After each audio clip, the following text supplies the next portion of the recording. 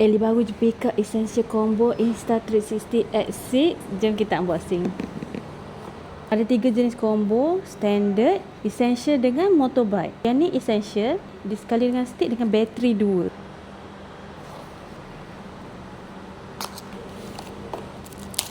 Sarung dia. Ini wayar pengecas dia type C. Buku manual dia.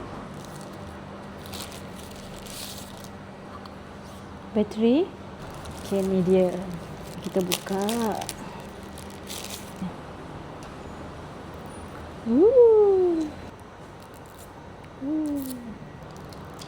Sini mic dia. Sini untuk charging.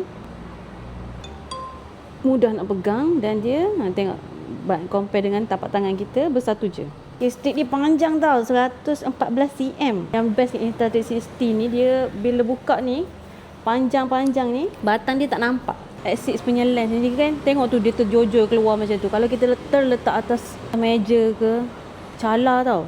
Yang bestnya dia boleh tukar. Bagi Ellie kira penting juga sebab kita kan lasak kan. Kalau tak silap Ellie yang sebelum-sebelum ni X5 maybe boleh tukar, yang sebelum-sebelum ni tak boleh tukar, dan DJI Osmo pun tak boleh tukar juga. Sekarang ni Ellie pakai DJI 4. Kenapa Ellie tambah juga Insta360 X6 ni? Sebab kadang-kadang Ellie pergi buat vlog kan, buat konten, kita dapat shoot yang depan je.